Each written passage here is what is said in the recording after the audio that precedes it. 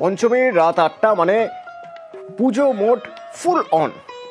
তো সবচেয়ে বেশি ভিড় হয় যেখানে সাবেকিয়ানা আর থিম মিশেল, যেখানে সাবেকিয়ানা থিম মিলেমিশে একাকার, যেখানে নস্টালজিয়া, যেখানে নতুনের মাঝে পুরনোকে নতুন করে পাওয়া, সেই সব একাকার হয় কোথায়?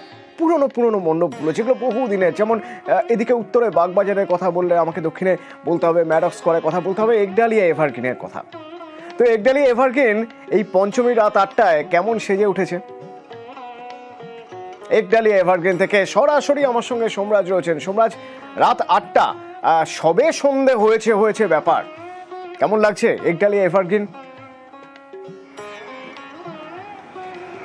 দেখো, যেখানে গোটা রাজ্যেই কার্যত থিমের লড়াই, একডালিয়া এভারগ্রিন ক্লাব অবশ্য কোনো থিমের লড়াইতে বিশ্বাস করে না। চিরাচরিত রীতি মেনেই তারা প্রতি বছরই যেভাবে পুজো করে থাকে এবারেও ঠিক সেই একইভাবেই পুজো করছে। শুধু তাদের এবার যে পরিকল্পনা তারা করেছে সেটা হলো তামিলনাড়ুর একটি মন্দির, আর সেই মন্দিরকেই এবার তারা পরিকল্পনা আকারে নিয়ে এসছে। কিন্তু একডালিয়ার ভিড় টানতে আলাদা করে কোনো প্রচারের দরকার পড়ে না, কারণ মানুষ নস্টালজিয়া এবং স্মৃতি আর আবেগ এই তিনটেকে সঙ্গে নিয়েই একডালিয়া এভারগ্রিন ক্লাবে চলে আসেন। অবশ্যই আমি আমার চিত্র সাংবাদিক অসিতকে প্রথমত বলবো, এই ছবিটি দেখাতে তুমি দেখতে পাচ্ছ বর্তমানে একডালিয়া এভারগ্রিন ক্লাবের ছবি। তার কারণ একডালিয়া এভারগ্রিন ক্লাব এবারে তাদের যে পরিকল্পনা, অর্থাৎ যে কথা তোমাকে বলছিলাম, তামিলনাড়ুর যে মন্দির অরুণাচলাম মন্দির, এই অরুণাচলাম মন্দিরকেই এবার তাদের বিশেষ পরিকল্পনা আকারে নিয়ে এসেছে। অরুণাচলাম মন্দিরের বিশিষ্ট বিভিন্ন যে কারুকার্য, সেই কারুকার্যগুলিকেও তুলে আনা হয়েছে এবারের একডালিয়া এভারগ্রিন ক্লাবের বিশেষ পরিকল্পনা হিসাবে। পাশাপাশি একডালিয়া এভারগ্রিনের লাইট, যে লাইট দেখতে প্রচুর মানুষ ছুটে আসেন, সেই লাইটও যেমন এবার নজর কাটছে, তেমনি অবশ্যই রয়েছে ঝাড়বাতি, যে ঝাড়বাতি দেখতেও প্রচুর লোক আসেন। কারণ একডালিয়া এভারগ্রিন ক্লাবের এই ঝাড়বাতির সঙ্গে কিন্তু অদ্ভুত এক নস্টালজিয়া, অদ্ভুত এক স্মৃতি বরাবরই জড়িয়ে থাকে। আর তার সঙ্গে একডালিয়া এভারগ্রিন ক্লাবের সাবেকিয়ানার প্রতিমা, যে প্রতিমা দেখে সবাই মুগ্ধ হয়ে যান। বরাবরই একডালিয়া এভারগ্রিন ক্লাবের এই সাবেকিয়ানা প্রতিমা, আর এই সাবেকিয়ানা প্রতিমা দেখতে সবাই ছুটে আসেন। যারা কলকাতায় বেরোন তারা একদিন না একদিন একডালিয়া এভারগ্রিন ক্লাবে অবশ্যই আসবেন, এটাই রীতি হয়ে এসেছে, আমরা দেখে এসেছি। আর অবশ্যই ভিড় একডালিয়া এভারগ্রিন ক্লাবের জন্য আলাদা করে বলে লাভ নেই, তার কারণ ভিড়ে বরাবরই টেক্কা দেয় একডালিয়া এভারগ্রিন ক্লাব। অতনু, ধন্যবাদ সোমরাজ। ভিড়ে বরাবরই টেক্কা দেয় একডালিয়া এভারগ্রিন। ঠিক এই একডালিয়া এভারগ্রিনের মতোই উত্তরে শ্রীভূমি স্পোর্টিং ক্লাবে না গেলে বোধহয় উত্তরের সব ঠাকুর দেখা সম্পূর্ণ হবে না। তো সেই শ্রীভূমি স্পোর্টিং ক্লাব, আমেরিকার স্বামীনারায়ণ মন্দিরের থিম এবার। আমার সঙ্গে ইরন রয়েছে। ইরন, ঠিক ঘন্টা 3 আগে কথা হচ্ছিল তোমার সঙ্গে, তখন বিকেলের নিবু নিবু আলো, সবে সন্ধে হবে করছে, এখন তো সন্ধে হয়ে গেছে, পঞ্চমীর সন্ধে, মানে একটা ব্যাপার। তো সেই ব্যাপার তুমি কেমন উপভোগ করছো? দেখো, শ্রীভূমির প্যান্ডেলের বাইরে থেকে তোমায় বিকেলবেলা ছবি দেখাচ্ছিলাম, কোণে দেখা আলোর কীরকম মায়াবী প্যান্ডেল লাগছিল। এবার প্যান্ডেলের ভেতরে, কারণ দেবীর বোধন প্রক্রিয়া শুরু হয়েছে, বোধন পুজো শুরু হয়েছে, তার ঘট প্রতিষ্ঠা করা হয়েছে, সেই ছবি দেখাবো। তার আগে একটু ছবি দেখাই। শ্রীভূমি যেন কোনো একটা যদি নদী হয়, মানুষের জনজোয়ার যেখানে হচ্ছে, মানুষ ক্রমশ আসছেন এবং ভিড় সামলাতে দুদিক থেকে বের করতে হচ্ছে বাহির পথে, কারণ ডিভাইড করতেই হচ্ছে, কারণ একদিকে প্রেশার সামলানো সম্ভব নয় এবং একজন মানুষ কমপক্ষে 5 থেকে 10 সেকেন্ডের বেশি ঠাকুর দর্শন করতে পারবেন না, এই কারণে, কারণ পেছনের মানুষের প্রচুর ভিড়। এটাই শ্রীভূমির নিদর্শন এবং এটাই শ্রীভূমিতে হয়ে থাকে। এবং পুলিশের তরফ থেকে সারাক্ষণ হাত নাড়িয়ে যেতে হচ্ছে, কিছু করার নেই।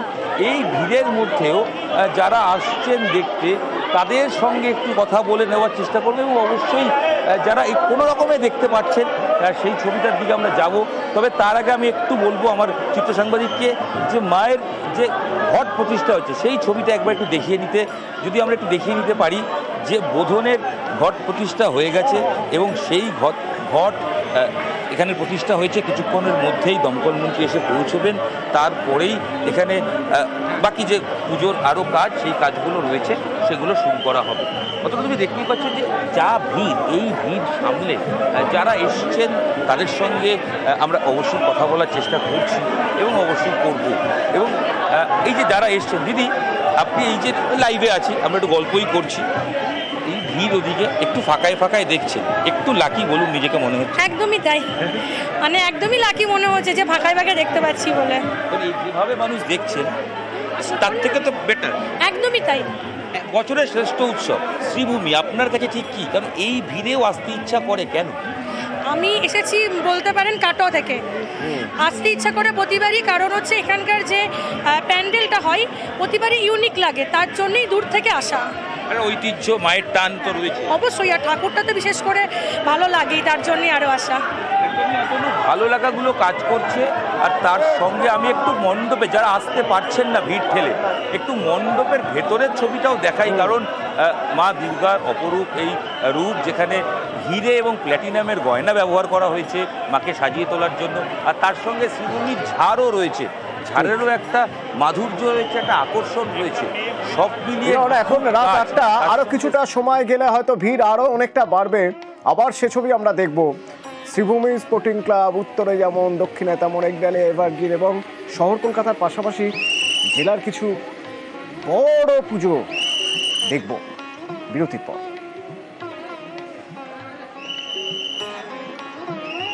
পরপর নিম্নচাপ আর এর জেরে পুজো মাটির আশঙ্কা। দক্ষিণবঙ্গ জুড়ে বজ্রবিদ্যুৎ সহ বৃষ্টি।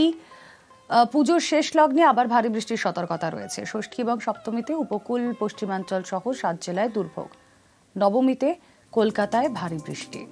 এছাড়াও নদিয়া, উত্তর দক্ষিণ 24 পরগনা, পূর্ব পশ্চিম মেদিনীপুর, হাওড়া, হুগলি, ঝাড়গ্রামে ভারী বৃষ্টির আশঙ্কা।